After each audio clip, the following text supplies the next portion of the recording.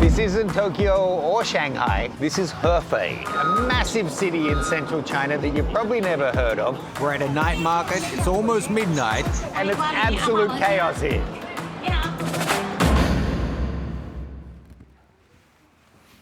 This is crazy.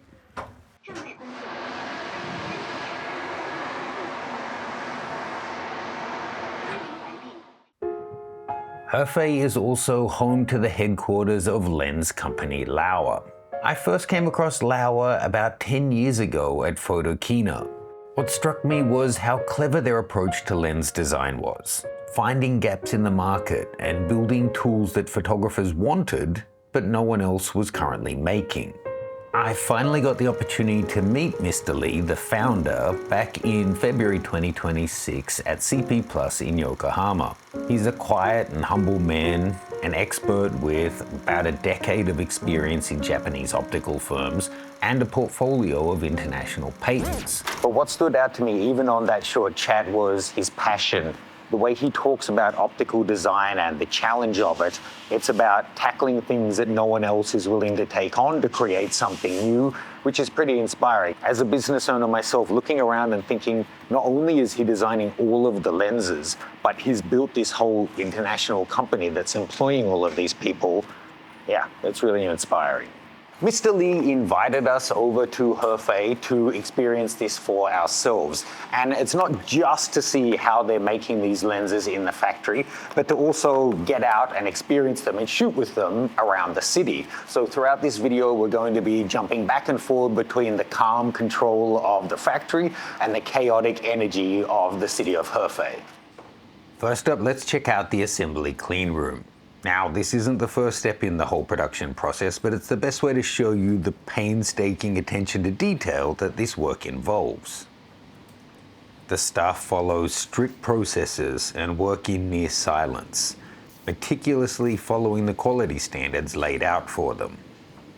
Here they're using scientific equipment to check the center of light axis and the curvature of the lens. This measurement equipment is precise down to the nanometer. It was really cool watching the staff work. They're so dexterous. They've obviously done this day in and day out for years. It was amazing to see how a lens gets assembled step by step and how they calibrate it so carefully. I've never seen people hand calibrating lenses like this before. Even on manual focus lenses, you have to get the tolerances just right, so infinity's right, close focus is right, especially if you've got things like tilt shifts or 5, 10, 20 time macro lenses. The highly technical nature of tilt shift lenses fit in perfectly in the laboratory setting, but it's on location where they're really going to shine. So I took that and an ultra-wide lens out to photograph Sanhe, an ancient town which sits at the confluence of 3 rivers about 35 kilometers out of Hefei. It's a charming old town filled with small streets and waterways, perfect for wandering around and taking photos. Moon Gazing Pavilion is the obvious highlight of the city, and it's a great spot to put the tilt shift lens to use. Okay, this is a perfect situation for a tilt shift. On a wide-angle lens, when I lean up, the lines converge, making the building look almost like a triangle instead of a square. So when you adjust your shift, it's like moving to a higher vantage point. Then when I tilt down a little bit, you'll see you can overdo it. You can make the building look kind of past square or too square, but you can find a midpoint where it just kind of looks natural and reproduced architecturally correct rather than with that parallax error. I love the way that the beams of sharp focus we can create with the tilt shift lens also highlight the rainfall in a really unique way. Next up, let's change over to the 12mm 0D lens. Laowa had arranged local model Lucy to join us for the day, so let's grab a few shots in the back alleys. So out here in the field shooting in Sanhe, ancient village, it's quite tight spaces. The 12mm is great, but if you're not shooting with a rectilinear lens, you'll see everything goes so bulbous. You have to be a little careful with your framing, but you can get all of your vertical lines straight, even at the edges of such a crazy wide lens. I have her feet to that sign in my frame here.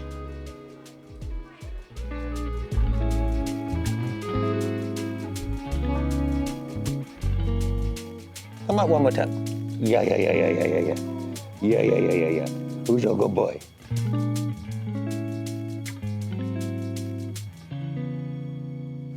Back at the factory, and the next process we checked out was the CNC machining area. They use this process to craft high-precision metal barrels, rings, and lens mounts, forming the core structure of pretty much all of their lenses. The main material they're using for this is aero-grade aluminium alloy, and it's heavier than it looks. I've never been in a place before where I'm shooting and they're making the lens that I'm actually shooting with. This looks like the barrel for the new 15 to 35 zoom probe parafocal lens that I'm testing out here. This is their little stockpile of materials we're checking out, and then we're going to go see them actually carving out one of the barrels. How's this for postmodern? A shot inside a lens barrel using a probe lens to show them cutting out the next generation of probe lens. After getting myself and the lens completely wet filming the first close-up, they specially opened up the machine's door and stopped the cooling fluid running to let us shoot just how precise the milling processes are.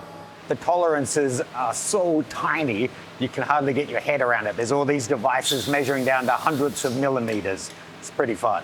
The probe lenses are so much fun to use, you'll find opportunities to shoot with it. But beyond those manufactured opportunities, this in the field is really where this lens belongs. It's perfect for shooting food. So after shooting all around Sanhe ancient town, we were invited to have lunch with the Laowa staff in a local Hui-style Chinese restaurant. Their signature dishes were all delicious, but we're here for something much more important. Here with the probe lenses and our little makeshift dolly here on skates, we can have the lens just floating over the top of the food. But from here all the way to here, that's just to make a 10 centimeter adjustment in focus. You've got really fine precision control, and you need it because you've only got about 1 millimeter of focus in most of these shots. Now, given this is a 24mm wide-angle macro, you do get a deeper depth of field than a traditional, 105 or 180mm macro lens, and the probe is actually able to do 2 times macro, so things appear twice as big on the sensor as they are in real life. We also had a 35mm autofocus macro lens attached to the videographer's camera, and the footage from both angles looks just mouth-watering. This probe lens comes with a bunch of different optional front ends. This one we have a 90-degree tip which lets us film directly down on the food. Just to make a bit of extra room though, we might want to pull out one of those dumplings. The probe lens enables it to pass through nice narrow spaces. Working with these lenses and using a dolly is certainly something that takes a little bit of practice to get right. I messed it up several times before getting the shots that actually worked here. I'm still not sure if I prefer the straight-on view or the top-down. Let me know as a comment, which did you prefer? Certainly filming it and eating it and watching the food back in playback, it's like we get to enjoy it all over again.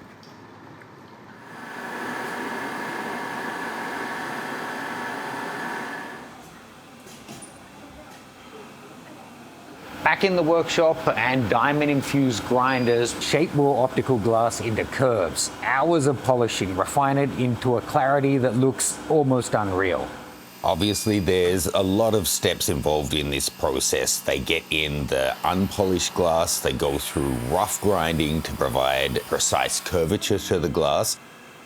They then grind it more and more finely to smooth the surface and to make the thickness of the glass at each point in the surface precise down to the micrometer.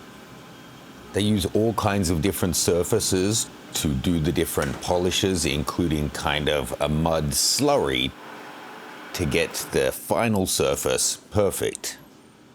So many meticulous steps. just to get a single perfect piece of glass.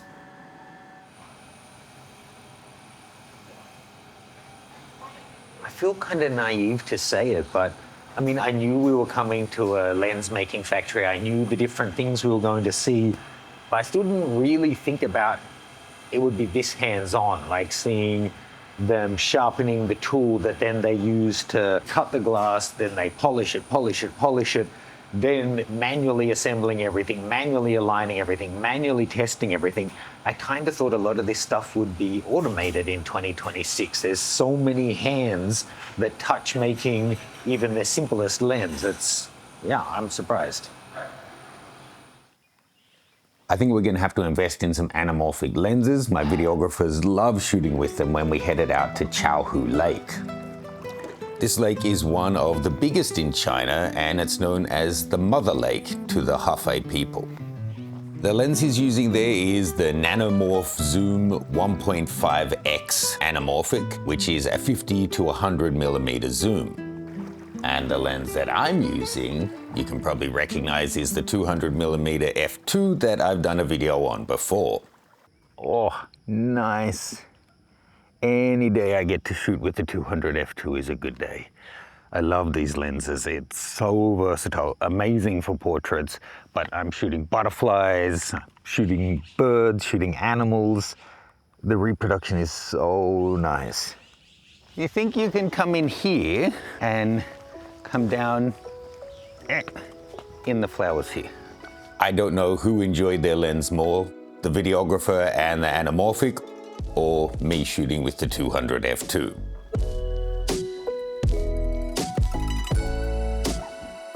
Next we headed to the edge of the lake, and model Lucy was totally down for getting her feet wet. I asked her to get in the water and she just started playing with it, and these are some of my favorite shots of the day.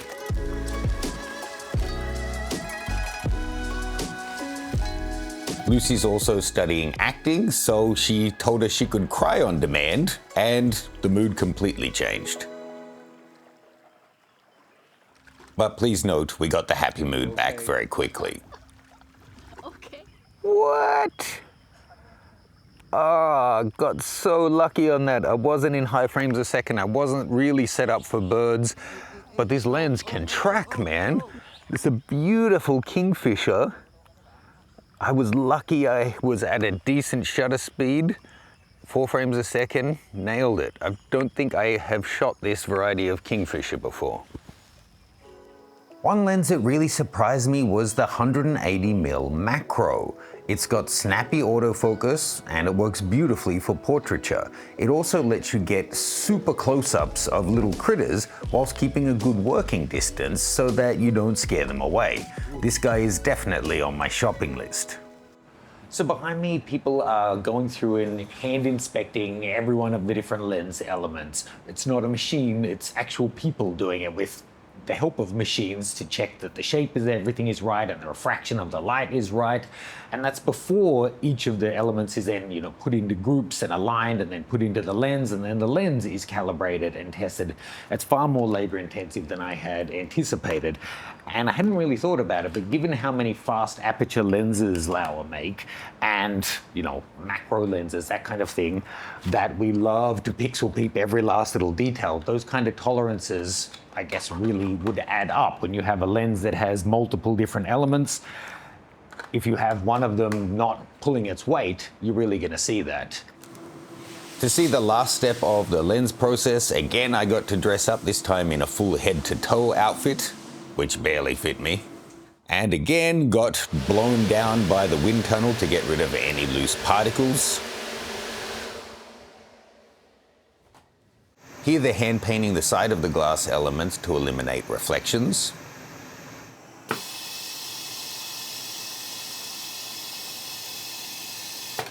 This must be one of the trickiest steps in the process. The technician is gluing together some elements that need to be joined for the final production. This relaxed looking guy is actually doing one of the most crucial steps, which is the vaporization of lens coatings. Coatings are so important in modern lens design for controlling flare and getting maximum image quality, and the specific formula they use is a trade secret. So here they're putting lens coatings on. They're testing at the moment, so they're only doing 2 at a time instead of hundreds, but it looks like they're shining super intense light through crystals. It's like something out of Superman or something. After a couple of great days, it's time for us to finish the day's shooting, and we're heading to a night market. The sun is setting, so time to crack out some of the fast aperture lenses. Last shooting setup for tonight. We're coming to this night market in Hefei. Should be a perfect opportunity to test out the Argus lenses. I've got the 35T1 and the 45F 0.95. So let's see what we find. We visited several different night markets in Hefei, and they were all really busy. This one in particular was very bright and vibrant. This is Lee Street, and they have everything that you could want. It was mostly local Chinese tourists there. They're famous for their little train, but they also have all kinds of different street food and restaurants and attractions, and it just seems busy all the time. This is also the fastest 35mm lens I've ever shot with before, and my gosh, the bokeh balls it creates are so clean. There's no onioning or any kinds of artifacts in the bokeh balls, and the depth of field is so shallow. The separation is incredible for a 35mm lens. Rounding out the day with some games, some balloons, and some playful jump shots.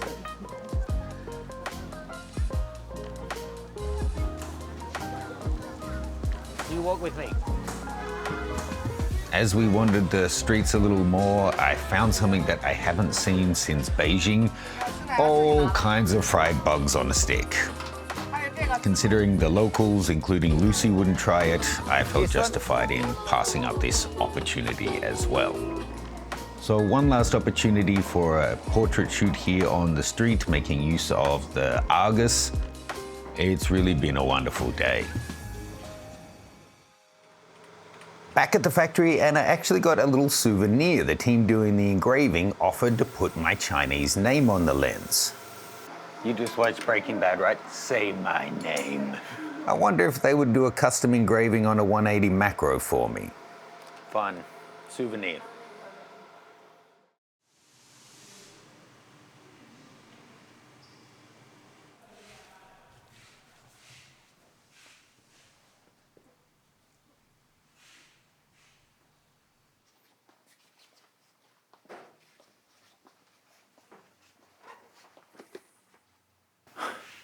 Look, this is a sponsored video. I don't want to act all melodramatic, but it does feel weird having spent a couple of days looking around factories, seeing every step of the process, laser engraving, painting the sides, polishing, cutting, grinding, everything, to then finally see the finished product in a box that you just kind of take for granted in the shop.